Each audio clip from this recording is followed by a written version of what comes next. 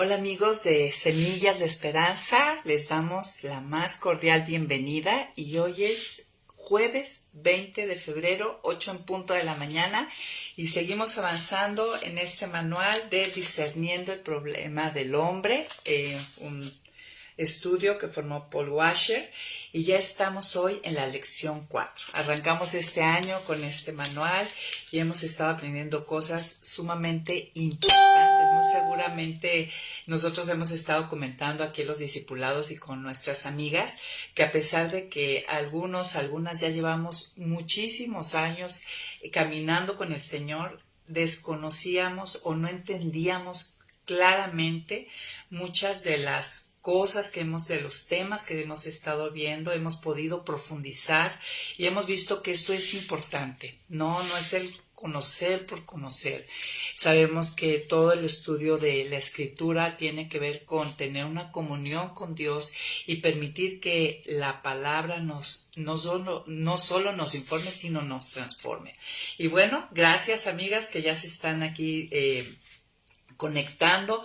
Hoy en la lección 4 estaremos viendo la caída, preguntas importantes que surgen acerca de la caída. Y por supuesto que surgen muchas preguntas acerca de ella, muchas dudas, muchos cuestionamientos. Y ¿sabes qué? Son importantes, no son preguntas que en cierta medida Dios nos responde a través de la Escritura y que es importante para los que seguimos a Cristo, para los que vivimos para Él, sepamos contestarlas para nosotros mismos y para quienes pregunten, ¿no? Para los que pregunten la razón de nuestra esperanza, como dice el versículo.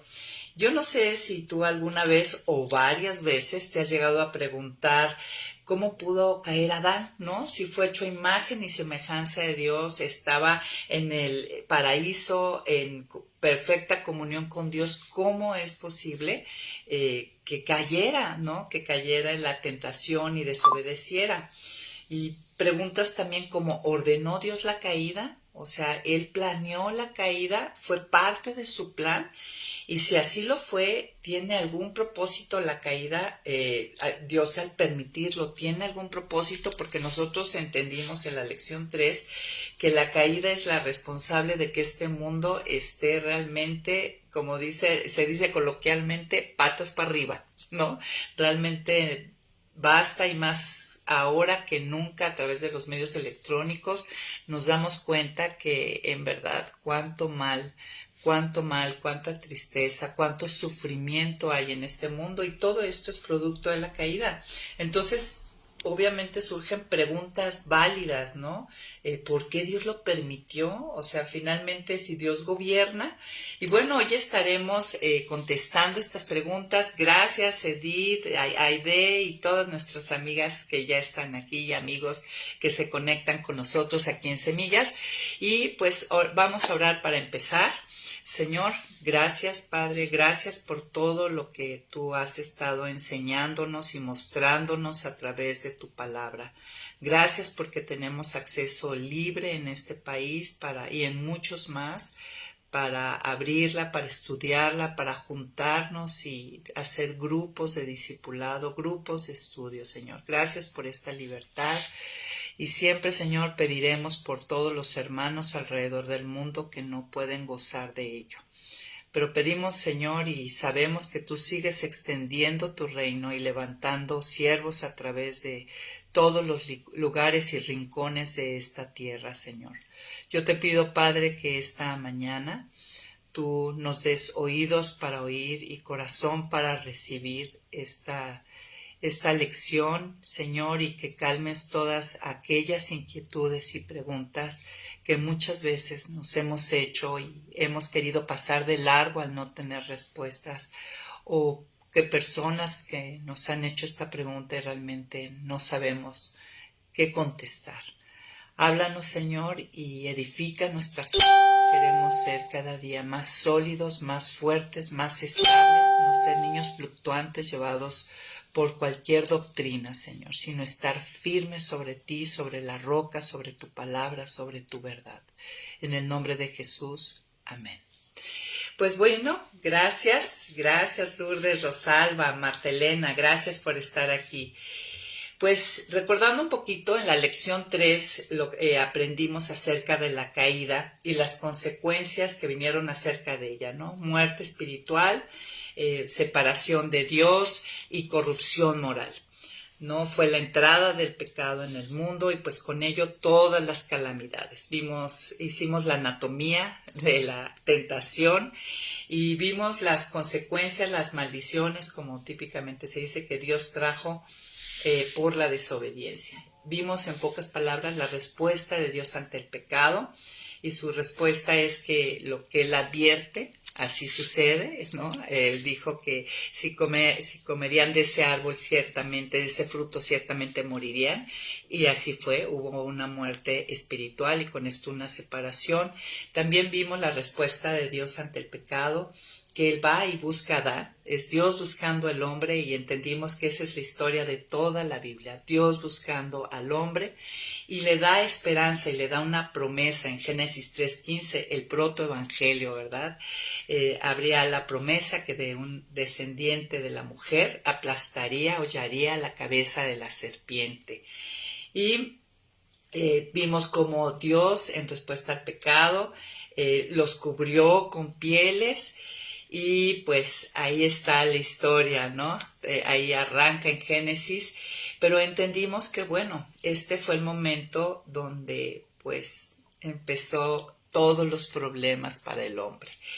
Y esta caída genera y ha generado siempre muchas preguntas, y son preguntas importantes, no son preguntas necias ni ociosas, son preguntas, como les decía al inicio, que tenemos y a veces callamos o a veces pues pasamos de largo, pero creo que los discipulados en esta semana estuvimos viendo que cuánto descanso y qué sólida hace nuestra fe saber contestar a ellas. Hay preguntas, es clásico, ¿no? Que se haga esta pregunta: si Dios es amor y bueno, ¿por qué permite el mal? ¿No? Se llega a uno a cuestionar, ¿Dios es el autor del mal? Se llega a plantear también, ¿no era mejor que Dios no creara el hombre y así no pasaba todo este desastre que vemos aquí en el planeta? Si Dios aborrece el pecado, ¿por qué lo permite? ¿No? ¿Y qué suele suceder ante estas preguntas? Pues miren, ante estas preguntas y nuestro limitado razonamiento pone en duda la justicia de Dios, ¿no? A veces no lo decimos, pero sí lo pensamos, y muchos ponen además como una barrera ante el Evangelio estas preguntas. De ahí la importancia de saber responderlas en la medida que Dios nos da una revelación, un entendimiento y una respuesta ante ellas. Sí hay cierta revelación, cierto entendimiento claro de esto, no en pleno, no en pleno como vamos a ver, pero sí sí nos da una buena línea de entendimiento para responderlas. Entonces, les decía, es importante porque muchos ponen como una barrera ante el Evangelio estas preguntas. Aún el cristiano llega a ser perturbado por ellos. Incluso los más maduros se ven movidos en su fe en tiempos severos de ataque. Muchos que estuvimos en cambios profundos recordamos cómo Nicolás Tranchini nos habló de que él tuvo un tiempo de dudas muy grandes y profundas. Entonces nadie estamos exentos, y qué bueno que estamos viendo esta lección y que estamos prestando mucha atención para que Dios responda a ellas a través de su palabra. Entonces, ante la pregunta, ¿es Dios creador del mal? Vamos a hacer la primera pregunta directa, ya que después de la caída surgió el mal. La respuesta contundente que muestra y revela la Escritura es no. La Escritura dice que cuando Dios terminó su creación, vio que todo era bueno, todo lo declaró bueno, e incluso dijo que era bueno en gran manera.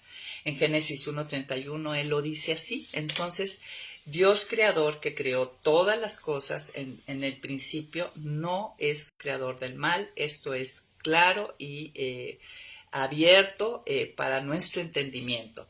El mal no procede de Dios, sino de la criatura caída. ¿Sí vemos la diferencia? Dios creó todo bueno, pero el mal procede de la criatura caída, después de la desobediencia. El pecado en sí, de hecho, no es algo creado, ¿no? No es una sustancia, ni materia, ni espíritu. El pecado es simplemente una falta de perfección moral en una criatura caída. El pecado es falta de perfección moral en una criatura caída, ¿sí? Entonces, y en una criatura que no es perfecta, porque vemos que pecó antes de la caída.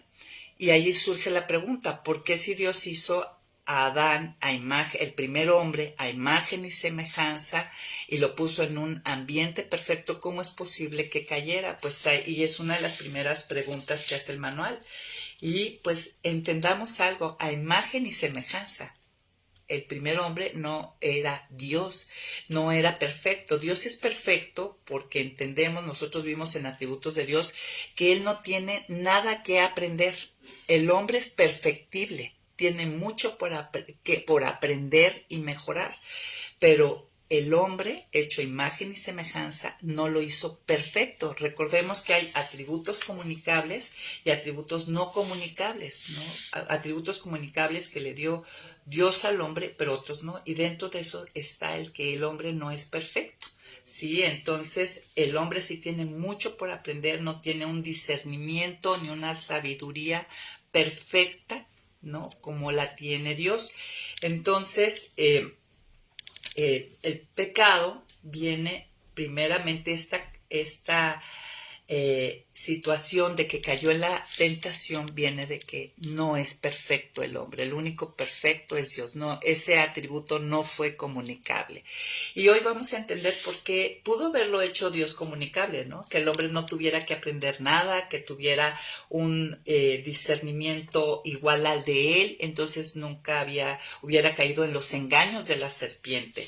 Pero no fue así y hoy vamos a entender por qué Dios no lo planeó así.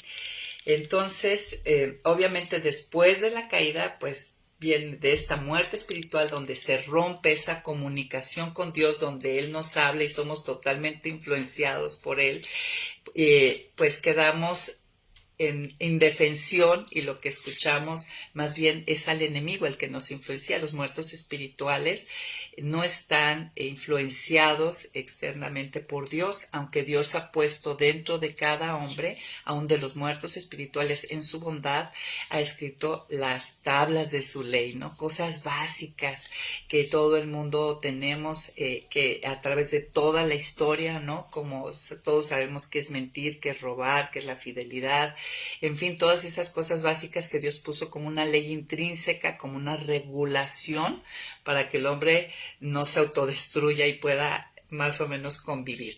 Pero bueno, el pecado entonces simplemente es una falta de perfección moral de la criatura caída, ¿no?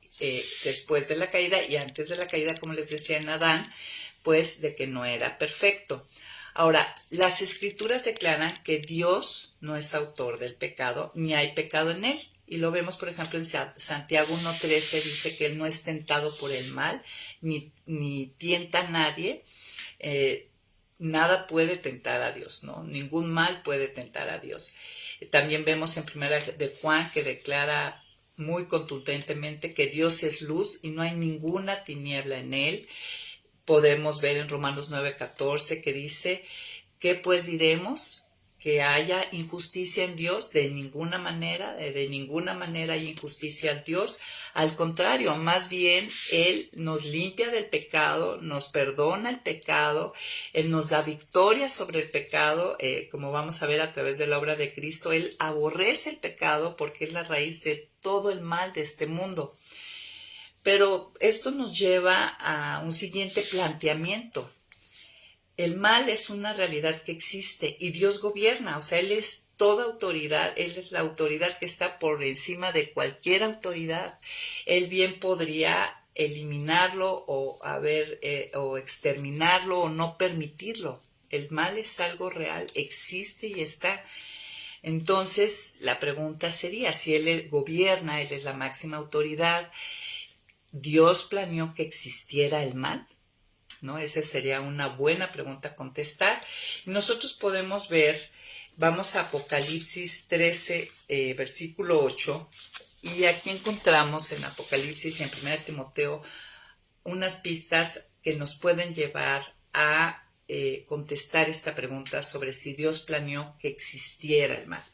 Miren, en Apocalipsis 13:8 dice, y adoraron a la bestia todos los habitantes de la tierra, todos los que no tienen su nombre inscrito en el libro de la vida, es decir, todos los muertos espirituales, todos los que están en Adán, ¿no?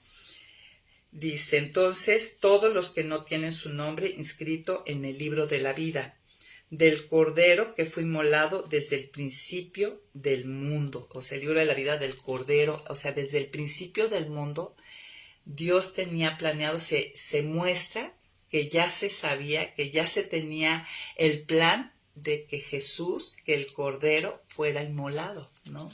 En 1 Timoteo 1:9 dice, quien nos salvó y nos llamó con llamamiento santo, no conforme a nuestras obras, sino según el propósito suyo.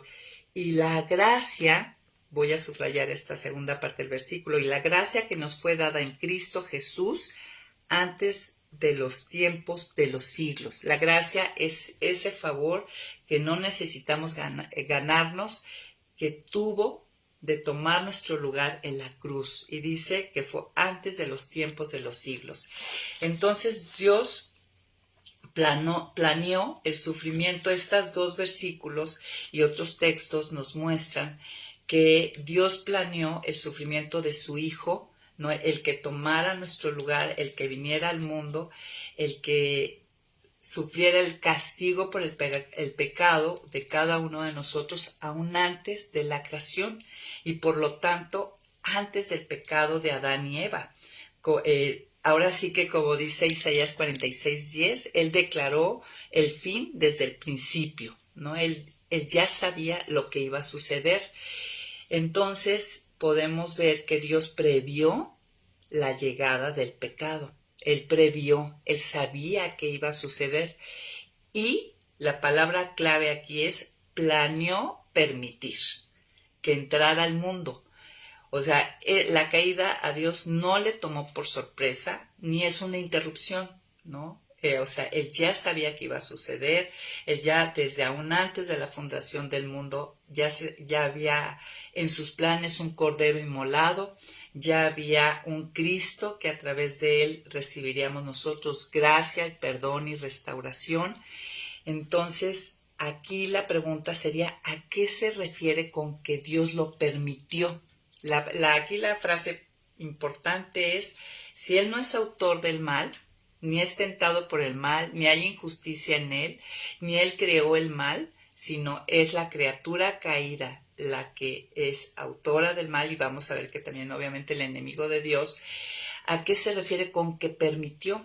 Miren, a veces decimos que Dios permitió algo, y esto es perfectamente adecuado, ya que la providencia de Dios no gobierna todos los eventos precisamente de la misma manera. Y permiso es una de las formas de describir algunos de los actos de su providencia. Por ejemplo, nosotros vemos en Lucas 8:32 cuando Jesús permite a los demonios ir al hato de cerdos que se despeñaron, ¿no?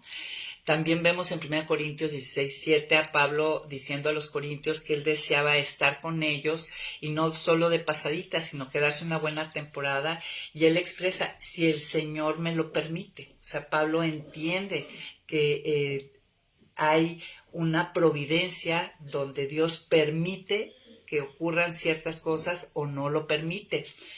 Ahora, en cuanto a que Dios permite, hay que entender que Él permite conforme a su perfecta sabiduría, bondad y justicia. Él elige que permite tomando en cuenta todas las consecuencias buenas y malas.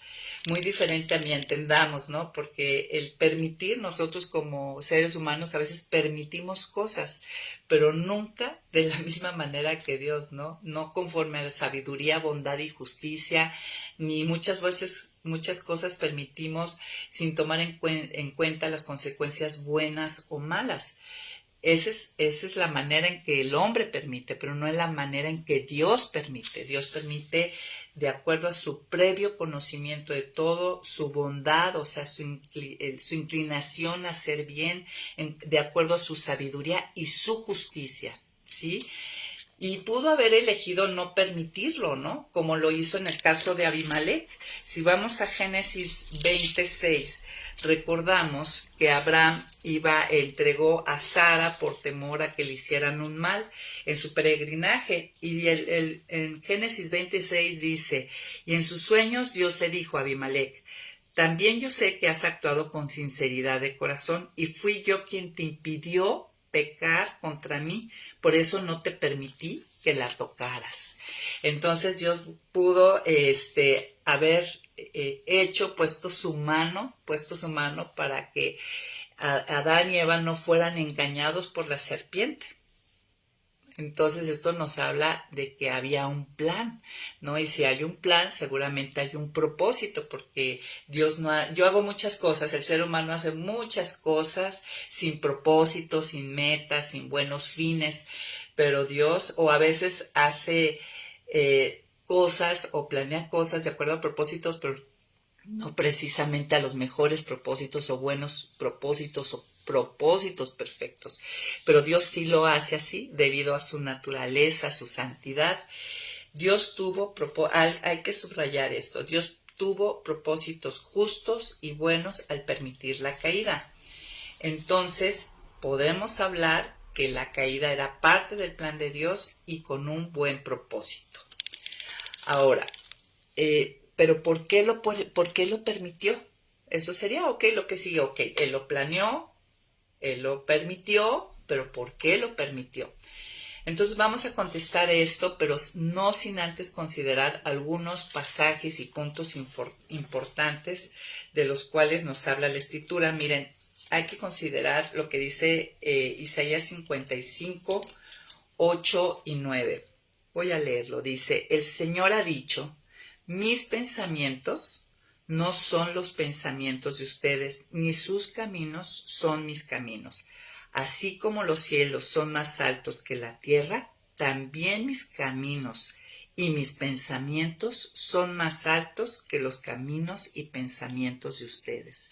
Este es un pasaje que ya conocemos, entendiendo que hay cosas que rebasan nuestra comprensión, nuestro entendimiento, ¿no? Y que hay que aceptarlo. También en Primera de Corintios 12, versículo 13, versículo 12 dice, ahora vemos con opacidad, otras versiones dicen que veladamente, como a través de un espejo, pero en aquel día, ¿no? El día que estemos ya con el Señor en la glorificación, veremos cara a cara.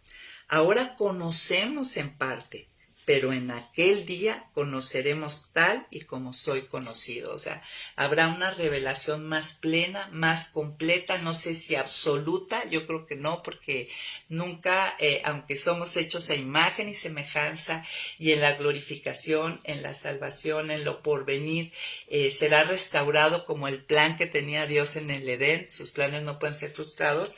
No sabría decirte si tendremos una comprensión absoluta, que yo creo que no, porque nunca somos ni seremos igual a Dios, ¿no? Aún glorificados.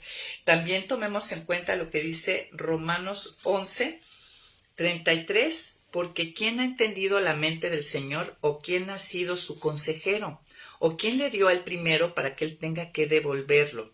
Ciertamente todas las cosas son de Él, por Él y para Él. A Él sea la gloria por siempre. Amén.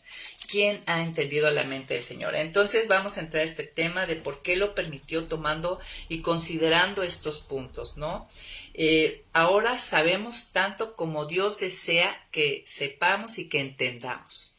Miren, Pablo se refirió a algo que hay que tomar en cuenta en cuanto a la inequidad, que Pablo se refirió a la inequidad, al mal, como el misterio de la inequidad. O sea, hay cierto misterio en esto, ¿no? Hay cierta capacidad de entender y hay otra parte que es inentendible para el hombre. Pero recordemos esto, vendrá un tiempo donde veré y entenderé más plenamente, como dice 1 Corintios 13. Pero por lo pronto la pregunta sería, ¿que la escritura me revela algo acerca de dónde surge el mal? ¿No? Antes de entrar en el propósito, pues veamos algunos de los ladrillos básicos, ¿no? Para armar esta respuesta. Miren, en Isaías capítulo 14, 12 al 14, nos habla de la caída del rey de Babilonia, pero sin duda también refleja la caída de Satanás. Lo voy a leer porque ¿de dónde surge el mal? Pues aquí está la raíz, ¿no? ¿Cómo caíste del cielo, lucero de la mañana? ¿Cómo caíste por tierra tú que derrotabas a las naciones? Tú que en tu corazón decías, subiré al cielo por encima de las estrellas de Dios y allí pondré mi trono. En el monte del concilio me sentaré en lo más remoto del norte. Entonces, como les dije, esto está hablando el pasaje propiamente del escarnio contra el rey de Babilonia. Pero, como les decía, sí refleja también la caída de Satanás. Cuando él se rebela contra Dios, y él se revela por lo que dice aquí, ¿no? Por esta misma razón, y es con lo mismo que plantea la tentación a Adán y Eva. Él quiere subir al cielo por encima de las estrellas de Dios, o sea, quiere estar por encima de Dios, él quiere poner su trono, él quiere ser el que gobierne, ¿no? Dice, en el monte del concilio me sentaré. Cuando él se rebela contra Dios surgen todos los valores inversos, ¿no? A Dios, y con esto surgen las tinieblas, todo lo contrario a Dios, ¿no?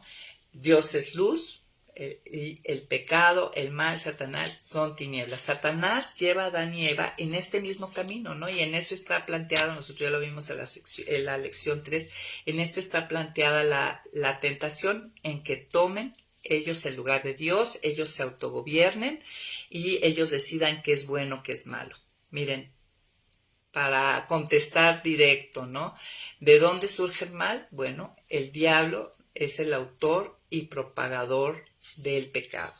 El pecado no proviene de Dios, sino de la criatura caída. Y la primera criatura caída fue Satanás, ¿no? Antes de la caída del hombre fue la caída de Satanás, y él fue el que arrastró y llevó con él en el mismo camino al primer hombre y mujer.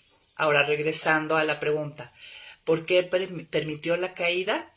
¿Cuál es el propósito? Pues básicamente hay 3 propósitos centrales y algunas cosas extras, pero vamos a los 3 propósitos centrales. Número 1, ¿por qué lo permitió? ¿Cuál es el propósito? Miren, si la caída habría toda una dimensión de Dios y de sus atributos que nunca se ejercerían ni se mostrarían.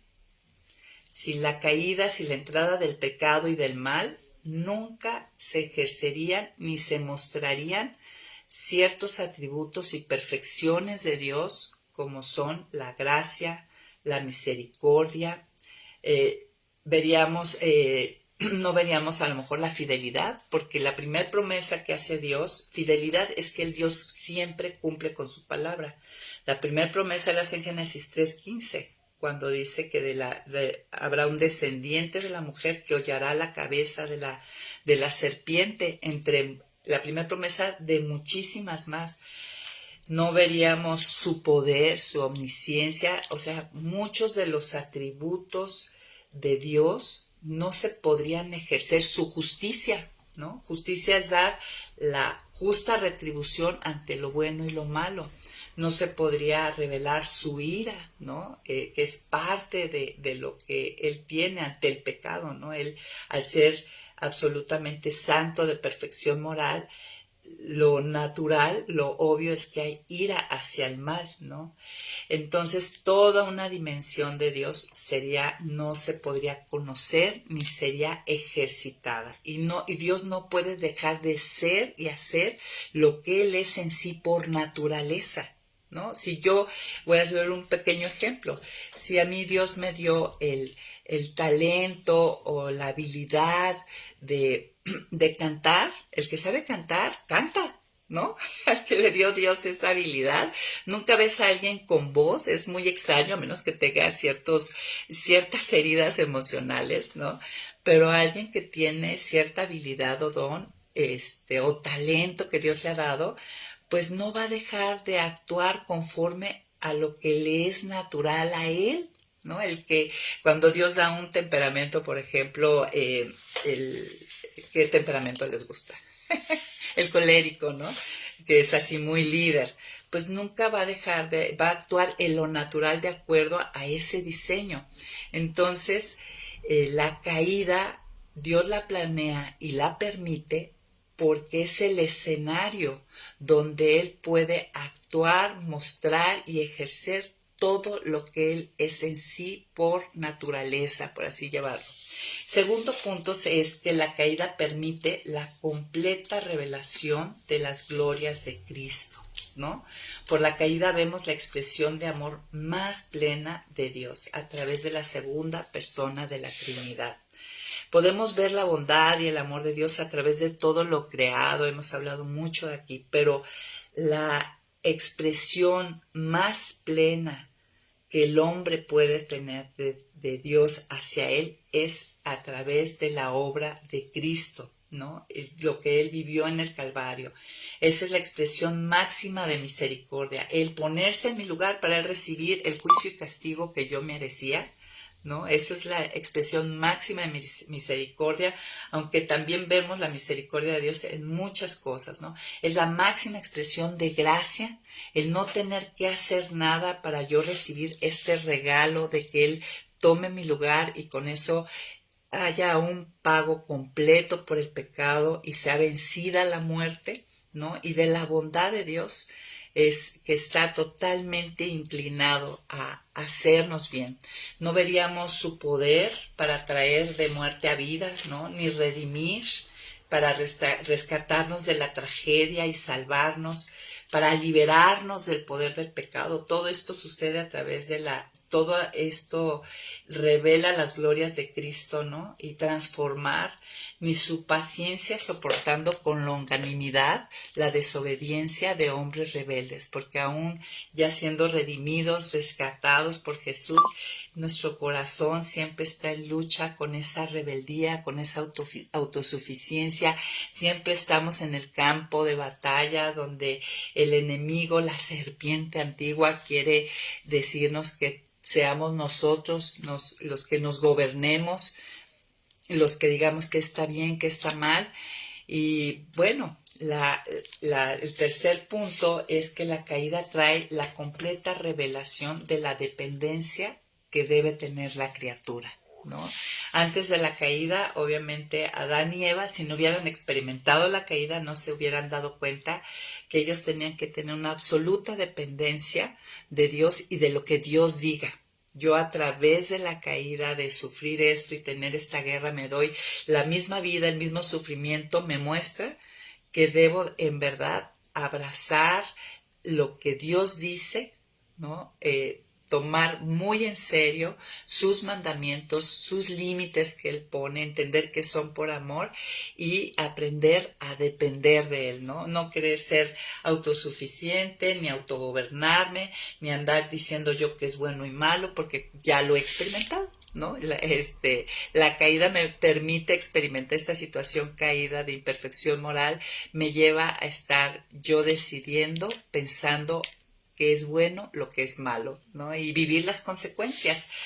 Entonces, otras consideraciones, otros beneficios de la caída, digamos, es que no veríamos su poder para llevar a bien lo malo, ¿no? Como pasó con con José y sus hermanos, ¿no? Donde dice, ustedes pensaron hacerme mal, pero Dios lo llevó para bien, para rescatar a todo un pueblo Egipto, y no solamente Egipto, sino también al pueblo que él estaba escogiendo en Jacob y sus hijos. Y Romanos lo dice, ¿no? Los que aman a Dios, todas las cosas les vienen a bien. Nosotros, sin la caída, sin tener esta situación caída, no podríamos ver ese poder y esa bondad de Dios de poder llevar mis malas decisiones, o cuando mi pecado me afecta o afecta a otros, o el pecado de otros me afecta, no podríamos ver ese poder de llevarlo a bien, ¿no? Entonces, la existencia del pecado y del mal revela y contrasta con la santidad, la perfección moral de Dios, y ver que Dios es realmente una persona totalmente diferente a todos nosotros y todo lo creado. Miren, si la caída, en el cielo, los salvos, cuando lleguemos ahí, no podríamos apreciar plenamente a nuestro glorioso Dios y Salvador, ¿no? No podríamos, sin disfrutar ese perdón, ese rescate, esa misericordia, esa gracia, esa paciencia ante nuestra rebelión, no podríamos apreciarlo plenamente, ¿no? Porque la caída finalmente va a quedar grabada en nuestros corazones aún redimidos. Y ahí, ya en el cielo, aunque las cosas viejas pasaron, ¿no? Ahí habrá como esa memoria, y esa memoria de un hombre caído, que tuvo muerte espiritual y fue atraído a vida, un hombre que era incapaz de destorcer la incapacidad moral, y que empezó a disfrutar de cómo un proceso de santidad va formándonos a imagen y semejanza de Dios. Pues eso trae un aprecio más pleno, ¿no? De Dios, de su poder, de su bondad, de lo que hace la vida del hombre. Miren, incluso los ángeles dependen de la redención que hace Dios al hombre para admirar y adorar la misericordia de Dios. Porque fíjense, aparte, qué increíble, la redención Dios la da al hombre, no a los ángeles. Los ángeles que se rebelaron y cayeron, no hay plan de salvación ni redención para ellos. Para ellos está designado en el tiempo que Dios diga el lago de fuego. Pero para nosotros sí. Y los ángeles que permanecieron fieles a Dios adoran, se gozan y admiran estos atributos de Dios a través de la caída y la salvación del hombre. No conoceríamos la gratitud en pleno, ¿no? Ni visto todas sus perfecciones de Dios en el telón de fondo del pecado. Era necesario el telón de fondo del pecado para que resplandecieran sus virtudes, sus perfecciones. En el cielo lo apreciaremos en toda su gloria, ¿no? Nos da mayor gratitud. Ahora, siempre existirá, ¿no?, ante el mal, el sufrimiento, la pregunta, ¿no era mejor plan no permitir que el pecado y el mal no entraran en el mundo? Porque aún con esta explicación, ante el sufrimiento, y más cuando lo estamos pasando, podemos volver a decir, a lo mejor era mejor esto, ¿no? No sufrir. Miren, de verdad, sin la caída el cielo estaría poblado de robots sin entendimiento ni conocimiento de su creador. ¿Sí? No experimentarían la certeza de que Él es la verdad, ¿no? Y disfrutar de la verdad. ¿Cómo yo voy a conocer la verdad sin haber experimentado la mentira y las consecuencias de la mentira, ¿no? ¿Cómo disfrutar algo dulce si antes no comí algo amargo, ¿no? Entonces, obviamente, si siempre ha sido dulce, dulce, dulce, no tengo el punto de referencia, ¿no? Incluso, bueno, cuando entre paréntesis dicen que si tú quieres disfrutar de las cosas, de cosas ricas que ha hecho Dios por su bondad, pues que no lo repitas tanto porque luego se acostumbra el cuerpo, ¿no? La caída revista al hombre con verdadera libertad al ser rescatados en Cristo y venir el Espíritu Santo a estar en nosotros, ¿no? El que mora en los hijos de Dios. Antes de la caída, el Espíritu Santo no moraba en Adán y Eva. Tenían plena comunión con Dios, pero no estaba mismo Dios dentro de ellos, y por eso no tuvieron esa capacidad de decir no, no tuvieron ese discernimiento o ese poder para decir no ante la tentación. Pero a través de la caída y de la salvación, ahora realmente somos libres de las artimañas del enemigo para poder resistir, porque el mismo Dios está en nosotros. Ahora sí somos verdaderamente libres. Y recuerden, cada que caemos es porque se lo estamos permitiendo a Dios, no al diablo, al enemigo de Dios, no porque Dios no pueda darnos victoria. Cristo nos hace libres del enemigo y de nuestra carne caída.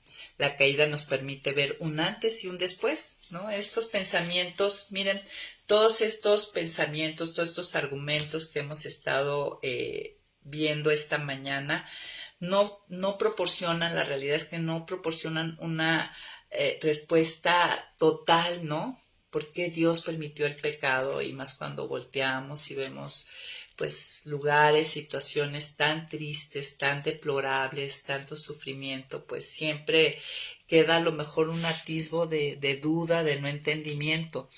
Entonces, no nos dan una respuesta total por lo que ya vimos, lo que dice 1 Corintios, que ahorita vemos veladamente o a través de un espejo, pero sí ayudan a nuestra confianza y pueden ayudarnos a aceptar que las cosas secretas pertenecen a Dios, como dice Deuteronomio 29:29, de verdad que pues así es, las cosas secretas. Miren, si vamos a Deuteronomio 29:29 dice, las cosas secretas pertenecen al Señor nuestro Dios, pero las reveladas son para nosotros y para nuestros hijos para siempre. ¿Qué está diciendo con esto? Esto que nos está enseñando Dios hoy, amigos, amigas, hoy a la hora de la comida, de la cena, este próximo fin de semana, compartámoslo, porque estas preguntas también están en nuestros hijos o en nuestros familiares. Compartamos esto que hemos aprendido y ayudemos a quitar argumentos, muros que no permiten el conocimiento pleno de Dios y por lo tanto una entrega plena. Dice, entonces las cosas secretas pertenecen al Señor nuestro Dios, pero las reveladas son para nosotros y para nuestros hijos para siempre, para que cumplamos todas las palabras de la ley. Que nos basta, ya tenemos bastante con lo revelado. Y quiero cerrar este día con ¿qué pues diremos? ¿Que hay injusticia en Dios? De ninguna manera, es lo que dice Romanos 9:12. Y bueno, muchas gracias amigas, Alejandra, Patti y todas por haber estado aquí con nosotros. Ahorita nos vamos a conectar en el Zoom para sus comentarios, sus preguntas, sus aportaciones que siempre son tan valiosas. Y listas para la próxima semana, ya la lección 5. ¿Qué tal? ¿Tú ya te animaste a juntarte con un grupo de amigas o con una sola amiga, con un solo amigo a compartir este material? Anímate, puedes pedir ahí en Semillas el PDF, puedes imprimirlo, está de libre acceso en internet y sigue con nosotros esta serie. Gracias, bye bye.